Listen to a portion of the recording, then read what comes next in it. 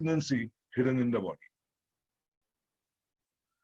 And then there are certain secondary polycythemias where most commonly seen is in high affinity HB variants and congenital methemoglobinemia. They are not very rare disorders, I would say. We may see one or two cases a year. We may pick them up because of the for the evaluation of high hemoglobin. Now I come to TPOR and JAK-STAT pathways. These are the mutations which play a very important role in polycythemia, and not only in polycythemia, but also in all the myeloproliferative neoplasms. So basically, primary familial and congenital polycythemias, that is FCPP, there is a truncation of EPOR, and there is a loss of negative regulatory domain and gain of function of the. That leads to the failure to internalize the EPO signaling and prolongs the signaling through EPOR, and that leads to excess hematocrit, excess RBC mass, and classically there is the absence of JAK2 in this group of patients. There is no splenomegaly and there is no risk of leukemia progression, because all MPNs, as Seema showed the slide, even in PV has a nearly 30% evolution to leukemias at end of 20 years. And this is the algorithm that we see when we look at the JAK-STAT pathways. When we are looking at and JAK2 positivity and EPO, with these combinations, you can really decipher the polycythemia or the high RBC count. If you are JAK2 positive, erythropoietin is subnormal, if hemoglobin is high, it is polycythemia vera. If EPO is normal or elevated, we have acquired erythrocytosis, and we have to rule out other causes which I showed in the previous slide. If there is a lifelong erythrocytosis, EPO remains normal or elevated, then we look at P50 determination, and if it is decreased, then we should work them up for high oxygen affinity, or if they are normal, then we can consider for other mutations. But again, these situations are fairly. When we come to polycythemia, PV is a acquired clonal myeloproliferative neoplasm. It is an insidious onset, maybe accidentally picked up or maybe picked up at presentation of some medical or other manifestation like stroke. But there is generally leukocytosis and there is a thrombocytosis, and generally they will have splenomegaly. The major concerns are thrombosis, which can be venous or arterial, and some driver mutations are found in 95% of these patients, that is the JAK2 mutation. But even other mutations can be associated with the JAK2 and will change the risk category of polycythemia vera. And this is the pathophysiology. When you have JAK2 mutation, pathway and various diseases, and that leads to proliferation of signaling to proliferation.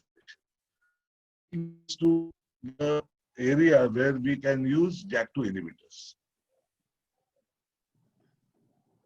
So there is a problem with your audio. Can you hear me? So we can hear you. In the voice. Probably I would suggest you stop your video. It will allow bandwidth to the audio and you will be listened in a better way. Okay, let me stop my video. Okay, can you hear me now? Yeah, it is better now, sir. Okay, fine. So when we have evaluating polycythemia, if the person is asymptomatic with splenomegaly, we have estimated survival of 24 years, median survival if patients are less than 60 years. But if there is a thrombotic presentation, then the events related to thrombosis can lead to worsening of the quality of life and worsen the morbidities. There is around 6 to 15% incidence of progression to myelofibrosis over 15 years. And progression of acute leukemias is around 18 to 20% over 15 to 20 years. And we have to monitor these patients.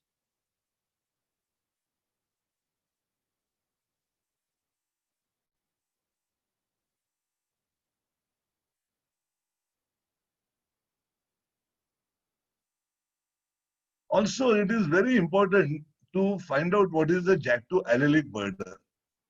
It is very important not just give the JAK2 positive or negative. If there is a high allelic burden, more than 50%, as associated with homozygosity, it has got a much severe thrombotic events and severe manifestations of PRV. Whereas in asymptomatic patients, there is an intractable pruritus when the JAK2 allelic burden is higher. The HB levels are much higher than the lower JAK2 allelic burdens, but there is no conclusive evidence suggestive to suggest that leukocytosis, thrombocytosis, splenomegaly, or acute leukemia would differ if the JAK2 allelic burdens are high. So these are the common features where patient presents. There are constitutional features like fatigue, there are hyperviscosity symptoms like headache, and one of the commonest causes is hypertension. When you start doing a phlebotomy, you have to be careful because you may have to reduce the dose of your antihypertensives.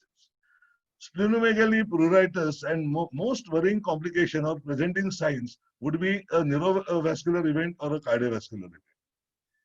There is a thrombosis in the splanchnic vessels, and Budd-Chiari syndrome, DVT-P, also can be the first presentation of polycythemia vera. These are the WHO diagnostic criteria which were revised in 2017.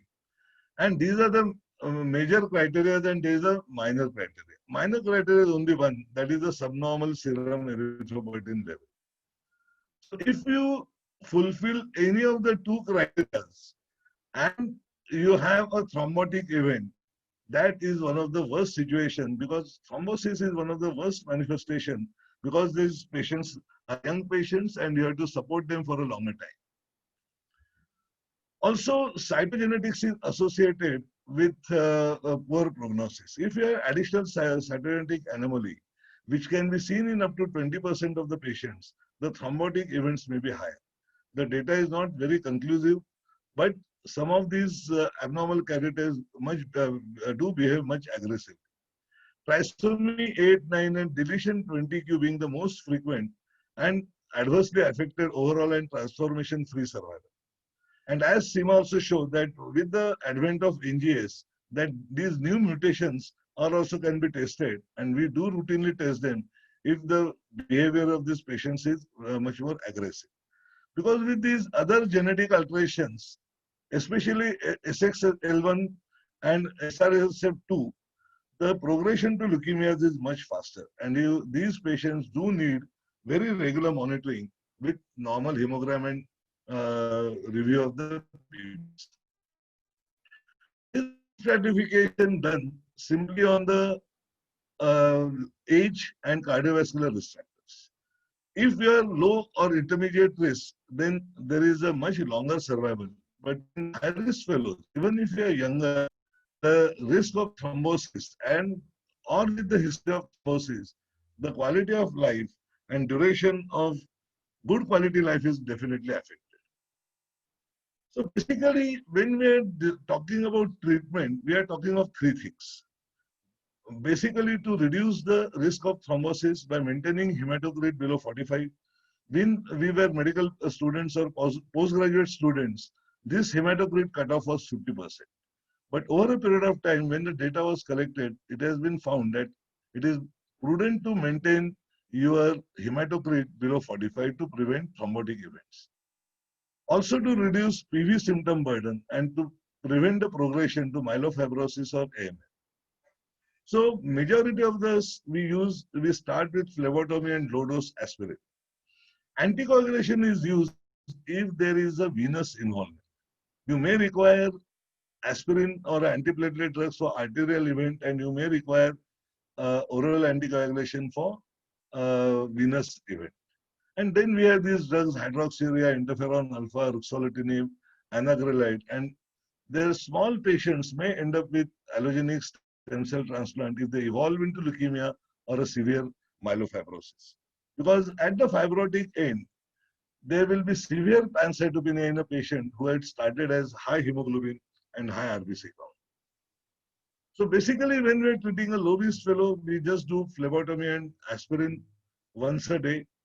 Inadequate control in microvascular symptoms or presence of serious risk factors like hypertension or leukocytosis, we would advise aspirin twice daily. In high-risk patients, we would definitely continue the same philosophy of phlebotomy plus aspirin, but here we would start with hydroxyurea and monitor for if there is a arterial thrombosis, we'll make aspirin twice daily. If there is a venous thrombosis, we'll add oral anticoagulation. And if there is an intolerance or resistance to hydroxyurea, then we'll think of switching over to interferon or ruxolitinib or busulfan. Phlebotomy remains the mainstay of the therapy to maintain hematocrit below 45. And initially, you may have to do more frequent phlebotomies, but with over a period of time, the duration of phlebotomies can be increased. A lot of patients ask this question, can this blood be used for other patients? We have to discard this blood because this is not a voluntary donation. This is a therapeutic phlebotomy. Something is wrong with the blood and that's why we removed the blood. So this blood has to go for destruction and not to be used. But this is a routine question asked by patients and relatives. Aspirin is the mainstay again. The ECLAP trial showed the great advantage in decreasing cardiovascular and neurovascular events in patients with PV. But it also should be kept in mind that if the patient has very high platelet count, you have to be a bit careful with aspirin. Because with very high platelet count alone is a risk factor for bleeding because of ischemia at the mucosal level. So first you have to do the cytoreductive therapy, reduce the platelet count, and then add aspirin in the patients who have polycythemia vera. These are the indications for anticoagulations. And these are the various options we had. Recently, COMPASS trial was published, and COMPASS trial showed that low-dose rivaroxaban is good enough in arterial events, and you may not need to add aspirin or antiplatelet drugs to your battery of treatment. Because let me honestly tell you, I am always scared when I'm giving same patient oral anticoagulation as well as antiplatelet drug. So with the COMPASS trial, it may be advisable that single-agent high-dose rivaroxaban may cover both venous thrombosis and arterial event in the same patient. But definitely more data is required in the combination of these events. Anagrelide has been used. I have never used it. It's a fairly toxic drug, whatever I read about it, but definitely works better in ET as well as in PV than in CML or CNL.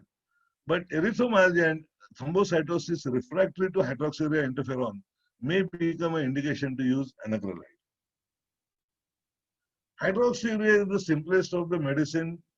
There are no long-term side effects, even if you have to use hydroxyurea for long-term. And the safety of hydroxyurea really has come up from the sickle cell data.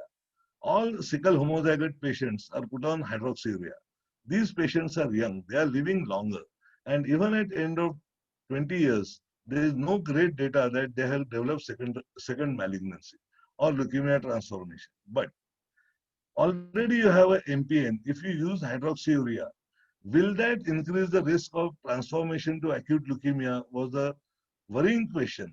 But so far the data has not shown the increased risk to leukemia transformation with long-term use of hydroxyurea. The best indication is to use in pregnancy and intolerance to hydroxyurea. Recent trials have shown that PEG interferon reduces the JAK2 allelic burden and may achieve, some patients may achieve molecular CR. So with these data coming up, the PEG interferon usage might increase in some of the JAK2 positive high allelic burden polycythemia vera, and that may reduce the morbidity and the mortality associated in PV. Ruxolitinib is JAK2 inhibitor. Its cost is a major issue. Even with the access program, the monthly cost roughly comes to 22,000 rupees. And there are very simple indications when to start. When on hydroxyurea, patient develops thrombosis or there is a persistent massive splenomegaly or intractable symptoms, is the indication to start Jakavi or ruxolitinib. Seema also showed in her slides that these are the major indications. There is no superiority of Jakavi over hydroxyurea or other drugs. But you have to monitor for myelosuppression and non-melanoma skin cancer over the long use of JAK2 inhibitors. Then special considerations like intractable can be treated with phototherapy, and fluoxetine, ruxolitinib is a great drug, and Budd-Chiari syndrome. We, in fact, in last 2 years, had to send 2 young patients of polycythemia vera for liver transplant because they had Budd-Chiari and they were worsening. Luckily, both these patients have undergone live-related sibling liver transplant. They are HLA as well as group match. We have not done the stem cell transplant, but these can be the candidates, and we may use the same donor who have donated liver for these patients. And if we use stem cells, we may be able to take off these patients of immunosuppression, which is mandatory for liver transplant. And elective surgery is to be delayed until hematocrit levels have been normalized for more than 2 months. Because if you do an elective surgery, especially TKR, THR, without normalizing hematocrit, the incidence of DVT and pulmonary embolism is extremely high. So when you are sending your patients for these major surgeries where the risk of DVTP is high, we should be more careful, and we should be aware that these are the patients who would require low molecular weight heparin for a longer time. But in emergency surgery, you may do frequent phlebotomies postoperatively because surgery is important, and then we target the hematocrit. We always prefer to give LMWH and mobilize the patients as early as possible. In child age-bearing group, it is better to avoid OCPs by the females because pregnancy itself is a prothrombotic state. But PV is associated with spontaneous abortions. And during pregnancy, you may have to bring down the hematocrit still further because you have to consider for allogeneic anemia of the pregnancy. The risk of preeclampsia and high BP increases in these patients during pregnancy.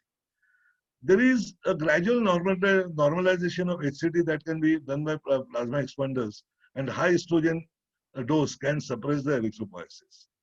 There is no specific therapy is required, but if needed, you can use phlebotomy or low-dose aspirin. If phlebotomy is inadequate during pregnancy, then would be the indication to add interferons. This is the only curative treatment is stem cell transplant, but it is rarely indicated because it's a slow story. The real indication to do early transplant if there is a progression to myelofibrosis or acute leukemia with underlying polycythemia vera. So this is the last slide. It's a take-home message that high HB and high hematocrit should be investigated thoroughly. It is not to be taken lightly. It definitely affects quality of life.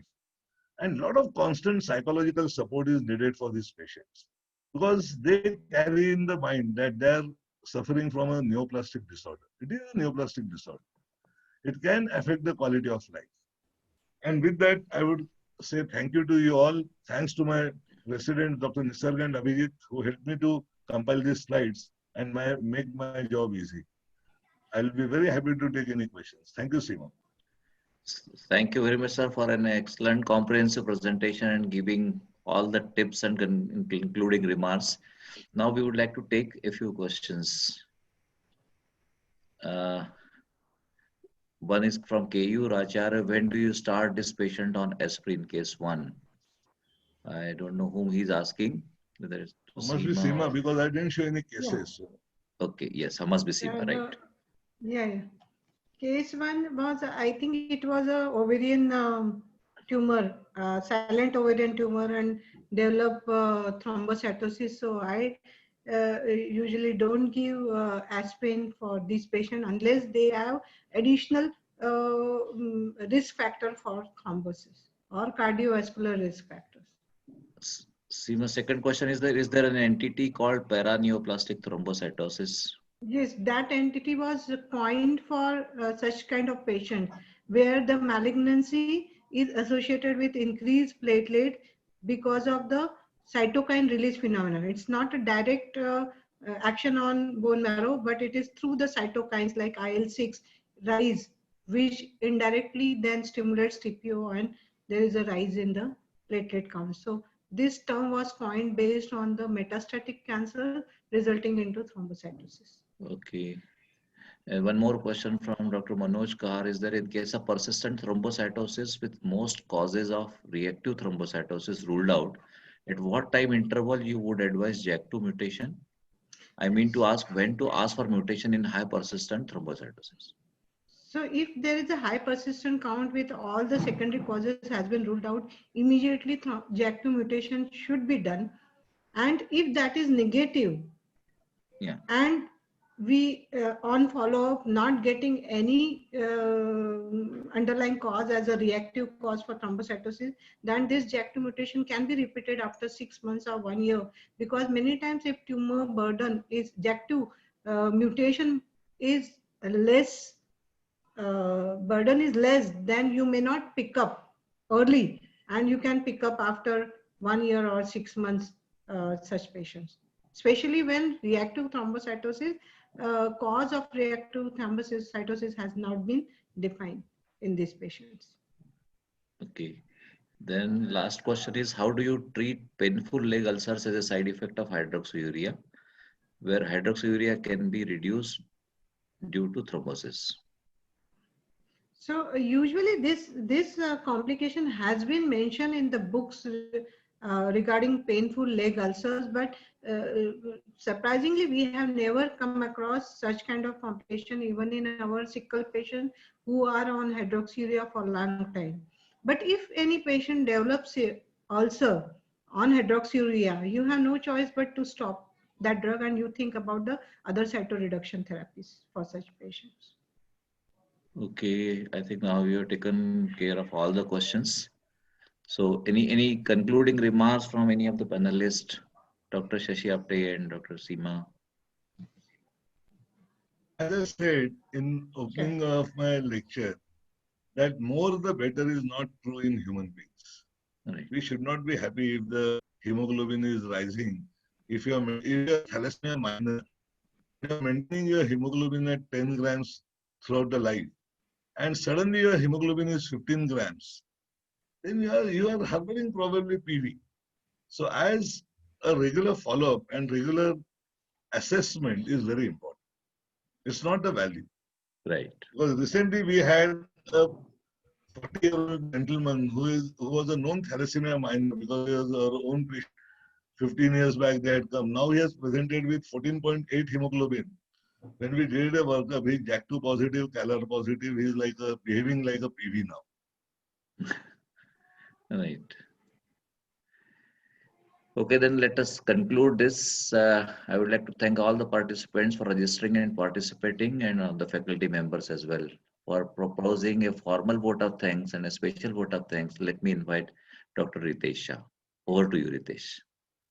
Yeah, good evening. Just a couple of minutes. So it's a new vote of thanks as a new meeting kind of. So initially we thought that, only COVID.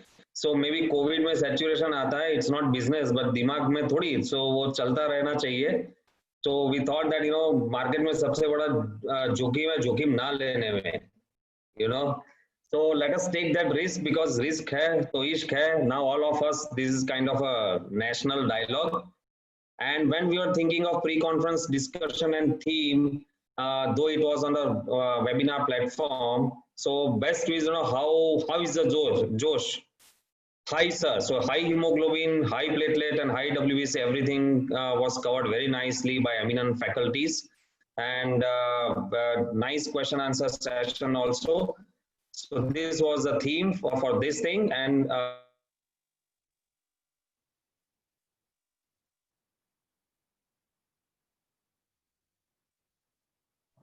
Ritesh, some sound problem, audio. Not audible.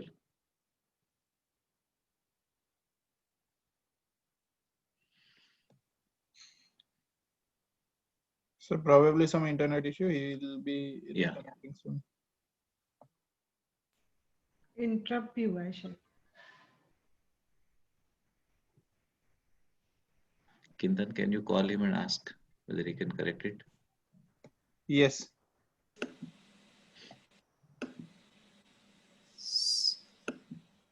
Or we Hello? can finish dot it. Yeah. Yeah. Can you? Yeah, yeah. Can Now you? you are audible. Yes, yes. Yes. Okay. So I just lost my this thing, you know. Voice. Internet, probably. Net. I don't know what happened. Suddenly it has gone. You can reshare your screen. Let me. Screen share. Yeah, that's what I'm doing.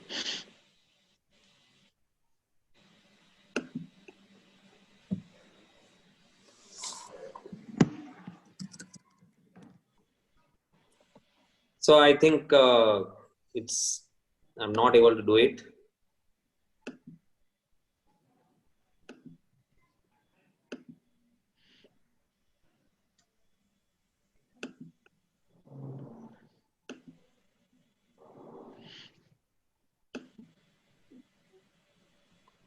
Just give me a second. If I can do it, I'll.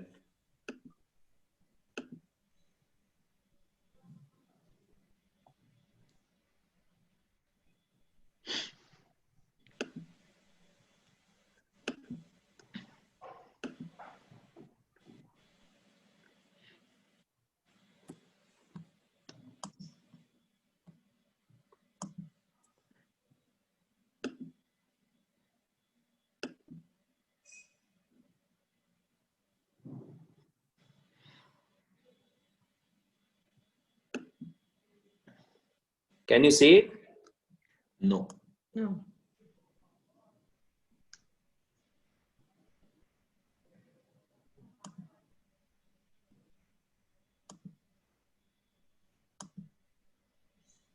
Kinda, I'm just.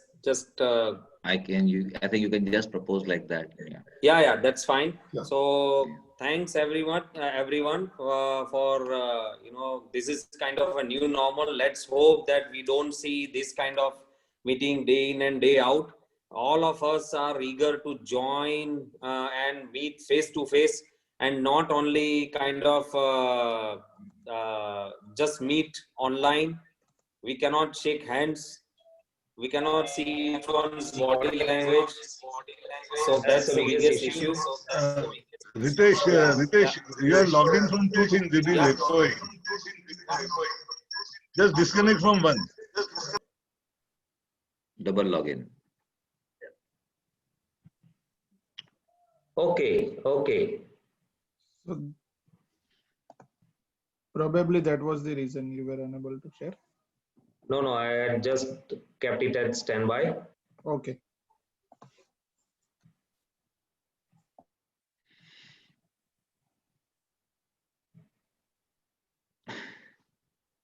Can you see now?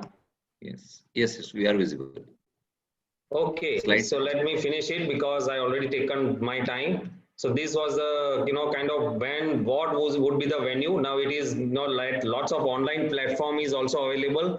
So right from Zootopia to Zoomtopia. Now this is what this is the platform that we chose. Thanks Kintan, Kavita and the Naukar event company for managing the show. Thanks Dr. Shubda Vide for online video for Saraswati and Ganesh Vandana. It was very nice. As usual, our dynamic live wire, Dr. Praveen Vide. Anytime, he was all the time there for us. And this was the new normal, I would say, that we enjoyed. Thanks MBA sir. I used to call him, kind of MBA sir, MB Agarwal sir, for his wise talk and as usual simple. And whenever we listen to him, this is what this topic, this simple, we all wonders at times. It's amazing. Thanks Dr. Apte for the regular kind of faculty. You have done high class and definitely aptly. And this was our audience. Thanks a lot for audience for joining in a huge number. Rather than this, we get this time, just names and all. And last but not the least, because Seema is there, so keep calm and let Seema handle it all the time in subsequent years. And being Gujju, Locha, Lafda और जलेबी फाफड़ा इस गुजराती की life से कोई नहीं निकाल सकता. So let's hope that next year we again meet in this grand venue in our 15th hematology update and have lots and lots of delicious food. Thank you very much. Thank you very Good night, much, everyone. and good night. And Happy Good New Year night. to all. Happy New Year. Happy New Year to all. Thank you. Tomorrow is 31st, so enjoy. Happy New Year. to Good all. night. Yeah, Thanks. Happy New Thank Year you and in good night. advance. Yeah, And yeah. thank you very much. Thanks all. Thank you. Thanks all Thank faculties. you. And, Bye-bye.